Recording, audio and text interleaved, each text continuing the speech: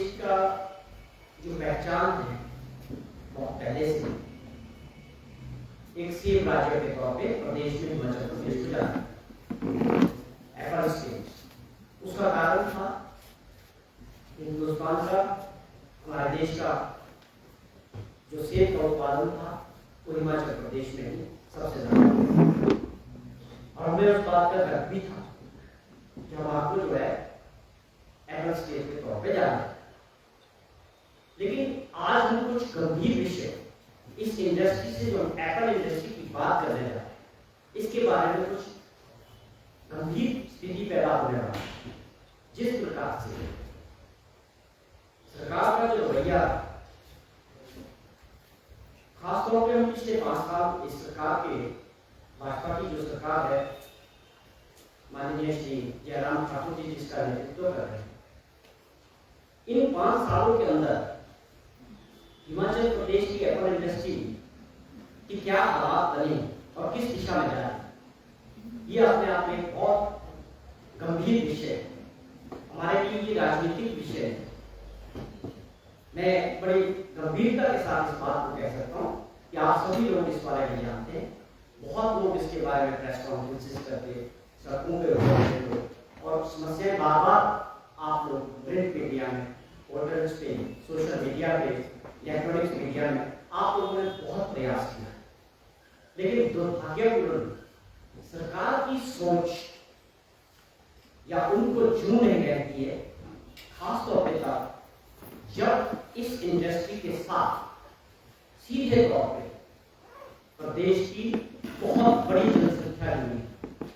मैं आपको एक डाटा देना चाहता हूँ। आज जो भी मैं बात करूंगा, मैं चाहता हूं कि आप इसके कुछ पॉइंट्स बना के, अगर उसी तरह ये बात आगे प्रेजेंट हो सके, इस उम्मीद के साथ कि सरकार कभी तो जागेगी, कभी तो समझेगी। हमें बड़ा अफसोस है कि मुख्यमंत्री जी से खुद एक कहते हैं कि मैं भी सेब का बागवान, पर ऐसा बागवान, ऐसा किसान हमने नहीं देखा।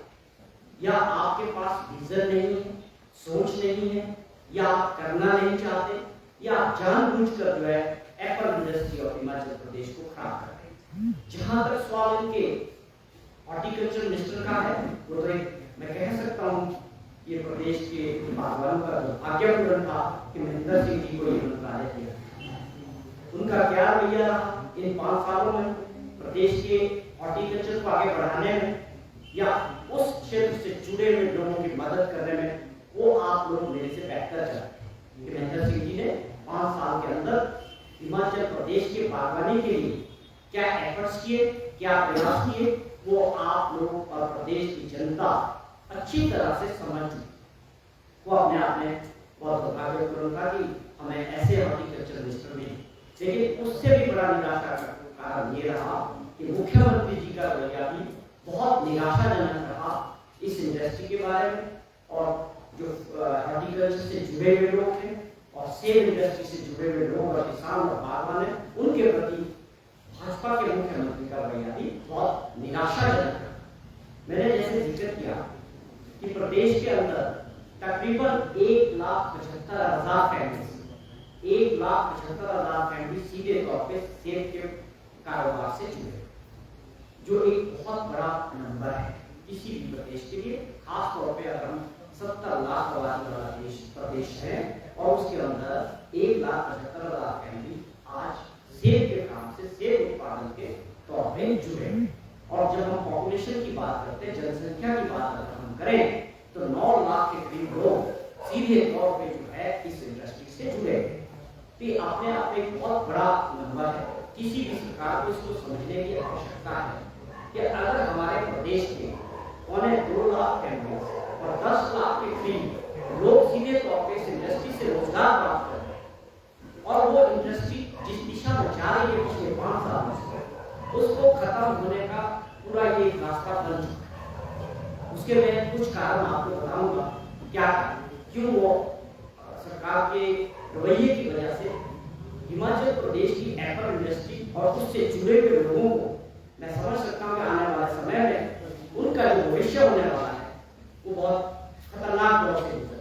अगर सरकार अब भी नहीं जागी और सरकार ने कुछ उनको बचाने का प्रयास इस इंडस्ट्री को नहीं किया, तो निश्चित तौर पे आने वाले 5-7 सालों में लोग इस कारोबार को छोड़ के माइग्रेट कर जाएंगे और दूसरे धंधे की तरफ चले जाएंगे और अर्बन इंडस्ट्री अपने आप धीरे धीरे श्रिंक होती चली जाएगी। उसके पीछे कारण होगा कि जब किसी इंडस्ट्री में लागत ज्यादा बढ़ जाए और जो उसके बाद उनको कमाई है उसका जो गैप है वो तेजी से कम होता है।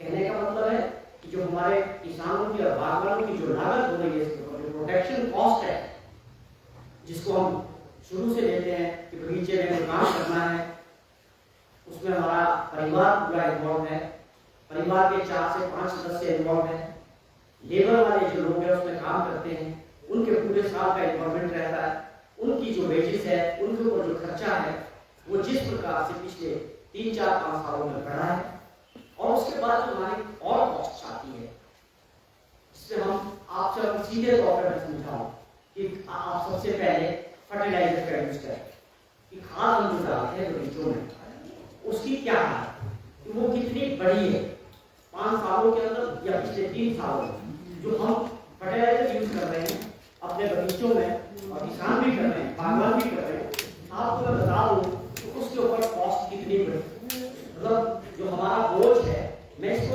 डिटेल में आपको बताना चाहता हूँ कि जब लेबर से लेकर जो हमारे फर्टिलाइजर से लेकर इंसेक्टिसाइड, फंजीसाइड या पैकिंग मटेरियल या ट्रांसपोर्टेशन लास्ट तक क्या चीजें कैसे कैसे बढ़ी है कितनी बड़ी है वो मैं आपको डिटेल में आप बताना चाहता हूँ इस रिक्वेस्ट के साथ कि आप इस पे पूरे डिटेल खबर इस पे हो जाए इस उम्मीद के साथ कि शायद मुख्यमंत्री जी को समझ आ जाए कि हम कितनी बड़ी गलती कर रहे हैं, कितने बड़े एक इंडस्ट्री को खत्म कर रहे हैं और कितने बड़े लोगों को बेरोजगारी की तरफ लेके जा रहे हैं। मेरी एक उम्मीद है कि शायद कहीं से भी कुछ शुरुआत हो सकती है किसी चीज की। मैं आपको बताना चाहूंगा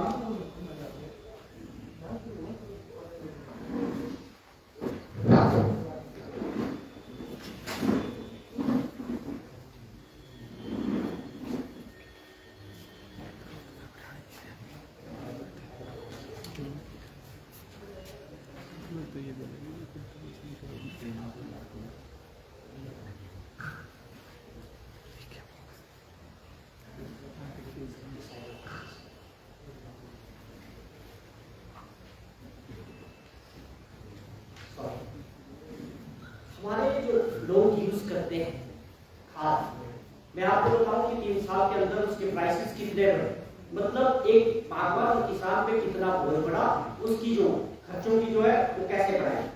NPK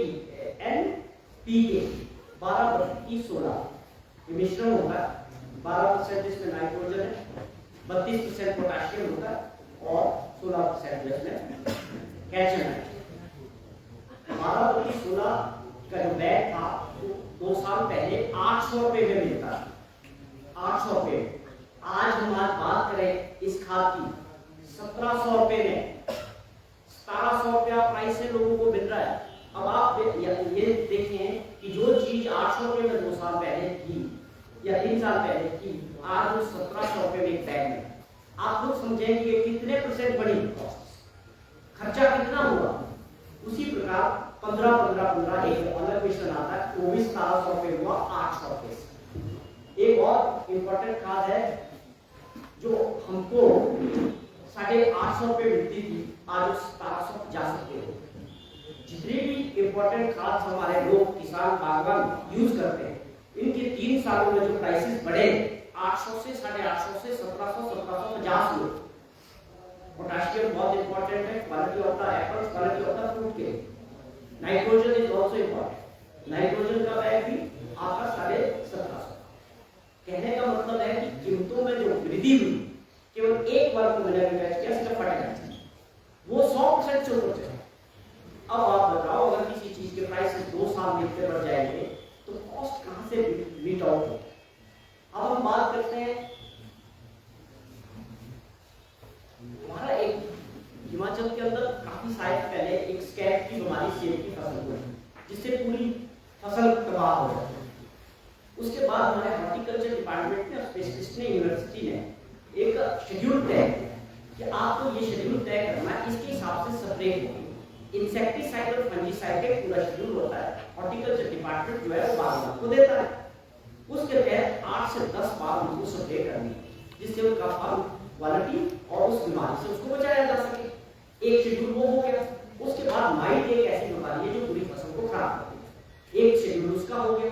कुछ न्यूट्रिएंट्स डालने होते हैं क्वालिटी को मेंटेन करने के लिए, ये तीसरी शेड्यूल हो गया। उसके बाद ट्री ऑयल, अदर स्प्रे, ये बहुत बड़ा शेड्यूल है जिसमें तकरीबन 20 से 25 स्प्रे जो है एक किसान को और बागवान को अपने इस 3 महीने के 4 महीने के दौरान करनी है। अब आपको मैं बताऊं कि इंसेक्टिसाइड और फंजीसाइड जो यूज हो रही है पिछले 2-3 सालों में, इसमें प्राइसेस कितने बढ़े, बड़ा चिंता का विषय है, समझने का विषय है।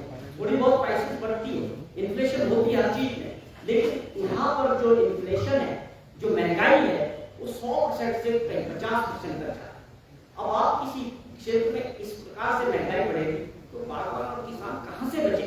और सरकार ने क्या किया, हमको 18% जीएसटी लगा किसानों को इंसेक्टिसाइड और फंजीसाइड। सबसे पहली बात ये कि 18% जो आज हमारे देश का सबसे हाईएस्ट स्लैब है वो किसानों पर बागवानों पे है। अब आप देखिए 18% के स्लैब में रखा है इंसेक्टिसाइड और फंजीसाइड। और उससे पहले क्या 2020 तक हमारी सरकार की पॉलिसी थी कि हम अपने किसानों और बागवानों को बचाने के लिए सब्सिडी के तौर पे इंसेक्टिसाइड और फंजीसाइड पे सब्सिडी, जो 2020 में जयराम जी की सरकार ने खत्म की। मतलब कोई सब्सिडी नहीं है, हमारे को प्राइवेट हाथों के ऊपर छोड़ दो कि प्राइवेट लोग जो बनाए वो आप जानो क्या कीमत तय करते हैं, आपको किस प्राइस पे मिलता है, सरकार का कोई लेना देना नहीं। मतलब मार्केट पे छोड़ो, ओपन मार्केट, कोई भी दवाई आती है उसको बेचो, आप खरीदो जो मर्जी रेट में। वो सब्सिडी खत्म करने का सीधा जो इफेक्ट पड़ा, 80 से 90% जो हमारे बागवान और किसान हैं वो छोटे और मध्यम वर्ग के, वो उसका उनको बहुत बड़ा बेनिफिट था और एक प्रोटेक्शन थी जिसकी वजह से वो सर्वाइव कर सकते। लेकिन इस सरकार ने वो सब्सिडी खत्म। ये सबसे बड़ा दुर्भाग्यपूर्ण जो फैसला था जयराम जी की सरकार का, मोदी जी की सरकार का खासतौर पे, तो ये इससे बड़ा भारी नुकसान हुआ। 18% जीएसटी लगना, ऊपर से 2020 के बाद इंसेक्टिसाइड और फंजीसाइड की जो सब्सिडी थी वो खत्म करना और किसानों और बागवानों को ओपन मार्केट के हवाले कर दिया। ये और एक बहुत बड़ा फैसला जो गलत था सरकार का, जिसकी वजह से आज इस इंडस्ट्री की हालत है। और बहुत सारे फैसले। उसके बाद हम चलते हैं कि पैकिंग मटीरियल, अब सेब तैयार हुआ है तो उसको हमको मार्केट तक पहुंचाना है। जब हम पैकिंग मटीरियल पे आए तो पिछले 2 सालों के अंदर सबसे पहले हम कार्टन का यूज करते हैं, गत्ते की पेटी, जो 55 रुपए और 60 रुपए तक मैक्सिमम थी। मैक्सिमम मतलब क्वालिटी वाइज होती है, कुछ 50 रुपए थी, कुछ 55 रुपए, जो बहुत ही हाई क्वालिटी का कार्टन था वो पिछले साल तक 60 रुपए तक बिका। अब आप बताइए कि इस साल उसकी जो कॉस्ट होगी वो 70 से 80 के बीच होगी। आप बताओ कि अगर कार्टन में 1 लाख एक साल के अंदर 15 रुपए से 20 रुपए बढ़ जाए तो किस तरह सरकार की सोचे इस इंडस्ट्री को बचा ले।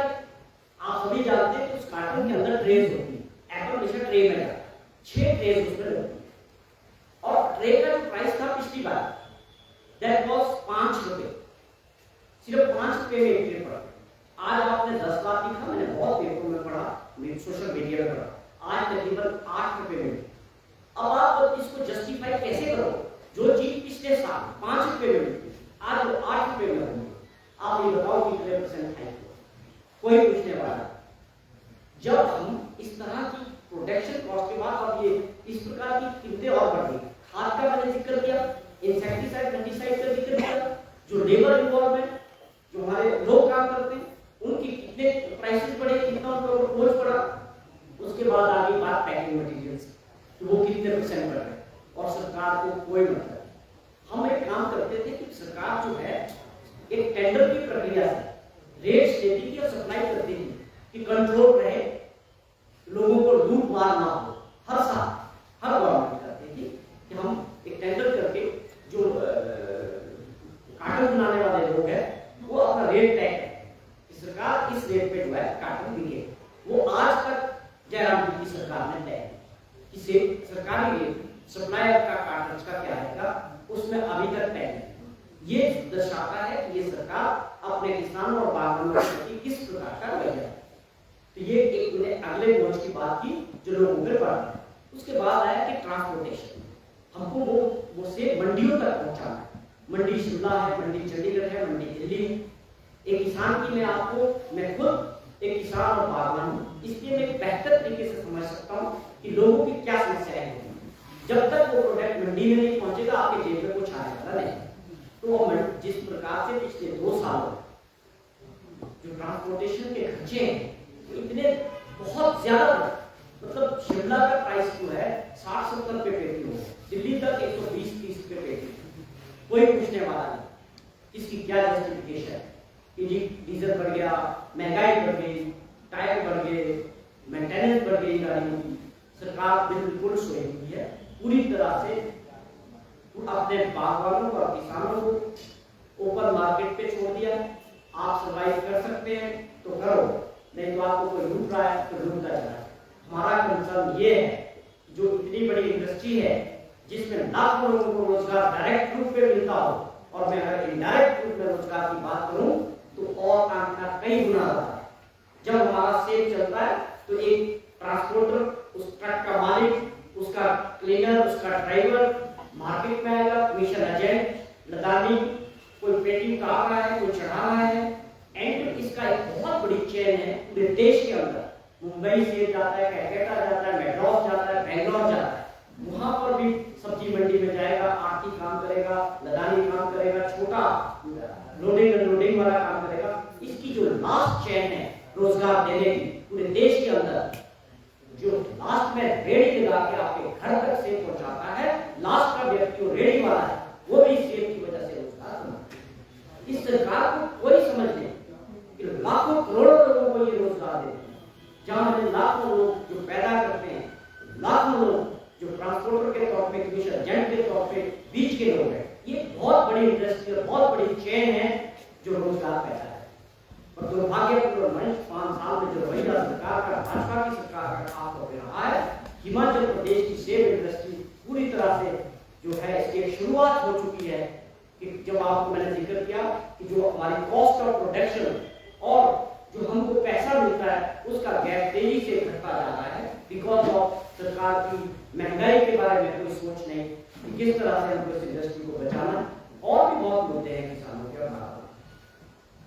हमारा MIS का एक फ्रूट जाता है, जो फ्रूट अच्छी क्वालिटी का नहीं होता, वो MIS में खरीद के तौर पे सरकार 2 एजेंसियों के तौर पे खरीदती है। एक एजेंसी HPMC है, दूसरी एजेंसी इम्फैक्ट। तो सरकार के पास किसानों और बागवानों का तकरीबन 40 करोड़ रुपए के करीब पिछले वर्षों का अभी तक देने को पड़ा।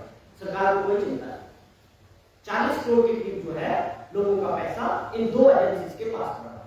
हम ये भी मांग करते हैं कि मुख्यमंत्री जी को ये सारा काम जो है जल्दी से जल्दी करना चाहिए, अगर आप थोड़ी संवेदनशील बागवानों और किसानों के प्रति। और बहुत मुद्दे, एंटी टैक्स आपने सुना होगा कि उसके ऊपर सब्सिडी थी, लोगों ने अपने ओलावृष्टि से प्राकृतिक आपदाएं इतनी है कि फलों को बचाना बहुत मुश्किल है।